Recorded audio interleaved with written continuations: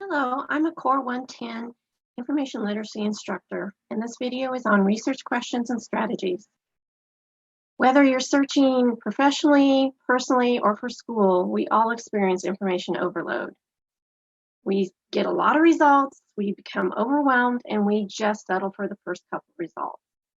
This video will help you develop a research plan to develop research questions that will give you a focus for your research, and then search strategies to help you actually do the research. We're going to do this through crafting a research question, broadening a topic, generating keywords, putting them together with Boolean operators to search, and then applying limits to refine your search results. So what is a research question? Really, a research question is an interest in your topic, something you want to know about your topic. It's not something you actually use or put into your paper, but it's always really good to begin with a research question to give you focus. So how do you create a research question? First of all, you pick a topic. Make sure it's something that's interesting to you. If it's interesting to you, you'll be able to write persuasively about it and interest your audience. You need to brainstorm certain aspects about your topic. A way to do that is pictured here with a concept map. But if you're not really sure still how to do that, think about what questions you have about your topic. If you're still not sure, think about the 5 W's. Who is affected? What is it about? When did it happen? Why is it important? And how did it happen? And then always remember to be clear and specific. If you noticed in the questions in the slide before, they were pretty detailed. And that's always important to help focus your research. So how do you know if it's a good question? Again, it should be really specific and focused. And that's really important considering the space that you have to write about. If you have a very short paper, you need to be very specific and focus on just a certain amount of information. There should not be any obvious answer. You shouldn't know the answer, because if you know the answer, then probably your audience does too, and they're really not going to care to read. You should not have a yes or no question. It should be open-ended, because you want to require analysis and thinking. You want to gain new insights and new knowledge about your topic. So what do you do with it? Well, this goes back to information overload. You use the research question to guide or filter your results. If an article or a web page does not answer your question, get rid of it. Go on to the next one and find the ones that actually do. You can also turn it into a thesis statement. So as I said before, you don't really use a research question in a paper, but you can turn it into a thesis statement. Thesis statement is your argument that you're making in your paper. So that thesis statement can be an answer to your research question. So here is a research example. How will the unemployed be affected by artificial intelligence and automation in the future? So as we look at it, we can tell who is being affected by it, what it is about, artificial intelligence and automation, and the when, which is the future. So now that we have our research question, we're ready to move on to the search strategy and actually searching in databases or Google. So you do that in 3 steps: keywords, Boolean operators, and punctuation tips. Where do you get your keywords? Usually from your research question. They're main concepts in your question. Then you need to brainstorm backup keywords. Why do you do this? Because sometimes your terms do not match the terms of the authors. So it's good to have some backup to kind of be able to quickly change out your keywords. What if you can't think of any backup keywords? Then try to find one good article and use that as your basis for your keywords. Pull out the words that are commonly used throughout that article. Now we're ready to, here's our example. How will the unemployed be affected by artificial intelligence and automation in the future? So our main keywords are unemployed, artificial intelligence, and automation. We're going to stick to 3. Usually 2 to 4, usually around 3 is your best bet.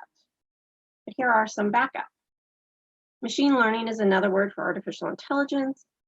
Jobless is another word for unemployed, and robots is another word for automation. So we're going to put this all together, and we're going to use Boolean operators. We're going to focus on and or. And helps you focus and give you less results. It's the one you're going to use the most because, again, we have information overload. So we're going to combine keywords with and. Now, or it works differently in that it broadens a search. You use similar words together with or, and it'll give you more results. Most of the time, again, you're going to want to focus with and. But I'm going to show you examples of both. I'm going to go into ProQuest, which is on the Deeds Library, Southwestern College. And I'm going to type in keywords.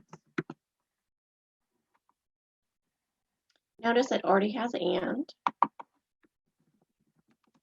going to add another row, and it's going to give me an and. It defaults to and again because that's what you'll use the most.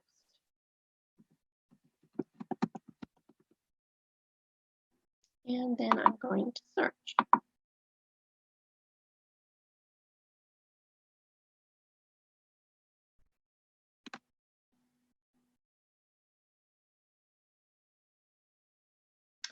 So we have 7,000 results.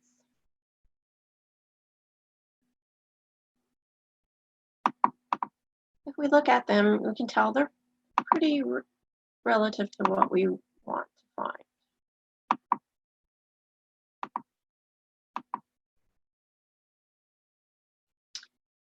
So let's say that we do not have enough results, although we do. Let's try again.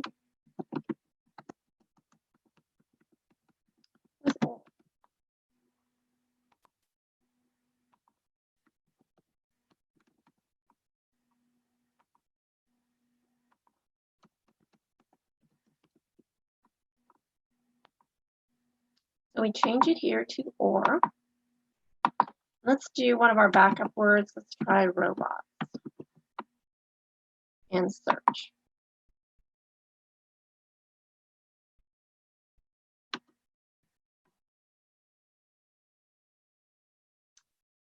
And you can see the big difference. Now we have 1.5 million. Because we're telling it, you have to have artificial intelligence, you have to have automation, you have to have unemployment or unemployed. Or robots can be in there, doesn't have to be, but if it is, add it on. And so we get a huge, huge result. Now if I go back and change this to and, it's going to change our results again, saying it has to have robots in there. And now we're down to 2,588.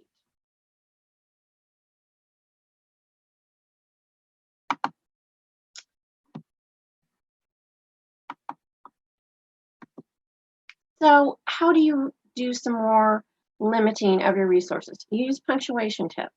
You can use quotation marks for fewer results. So you put quotation marks around 2 or more words, making sure you keep those words together in the search. Sometimes you'll see one word will be in the title, one word will be in the abstract. You want to make sure those words stay together. Now, if you want more results, you add an asterisk. So you use the main part of the word and then you put the asterisk in to get different endings. So I'm going to show you an example of each of these. We'll go back into the advanced search. We're going to start with the quotation marks. We have 2 words with artificial intelligence, and most of the time this will probably be found together, but we just want to make sure that those 2 words stay together. And now we're down from 2,000 to 1,800 results. So let's go back and try to expand this again.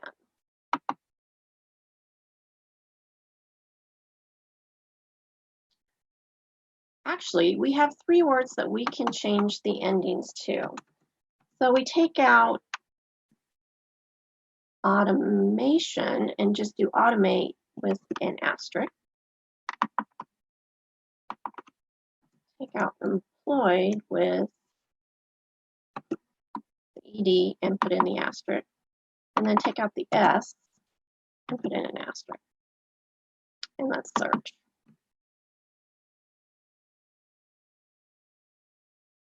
So that increased our results to 10,000. If you notice, it brought up more words like robotics,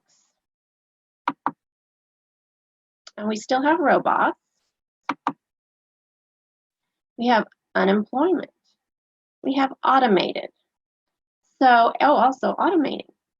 So you can see it brings up the same words, but with different endings, and they pretty much have the same meaning. So let's look at our results. Did you get what you expected? If you got too many results, remember to add keywords, use quotation marks on 2 or more words, and use filters. Now, filters can be used either in databases or in Google. Let me go back and show you filters in progress. So, in the result page, over usually on the side, you'll see different limit twos. First of all, you want full text.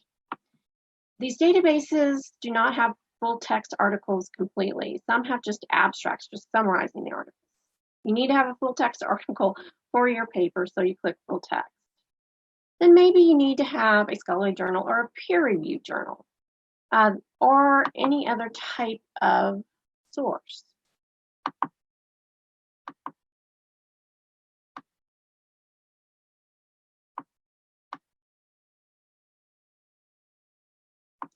You can click peer-reviewed or scholarly journal. Doesn't matter, does the same thing. And now we're down to 730. You can further refine this by saying, I want the last 5 years, especially if this is technology, you want the most current information.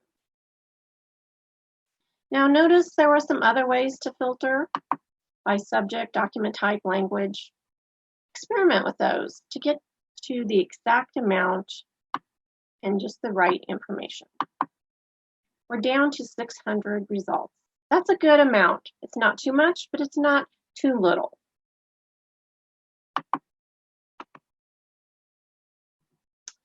What if you get too few results? Again, that's not usual, but sometimes it does happen. So you take out keywords. You know, we added, but we can take out and get more. Use asterisks for different endings of words, or use or. What if it's not the right information? So this again comes into going back to that good article, trying different keywords, find one article that works and use that for more keywords. You can also use different databases. So we were in ProQuest. That's considered a general database, not necessarily, it covers all kinds of topics. I would recommend going to the research guides on the Dietz Library. And if you scroll down, there's different guides kind of with general topics. And notice here we have one on computer science, which fits our artificial intelligence. These databases, as you can kind of tell from their titles, are more specialized. They're covering one specific topic, specifically computing or science. So these will bring up less results, but they'll be a little more relevant.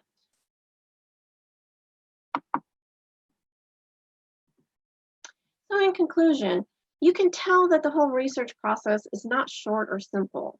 It's actually a iterative cycle, meaning that you may have a research plan, but as you look at your results, you decide to make some changes, such as changing your keywords, changing your databases, maybe even changing your research question.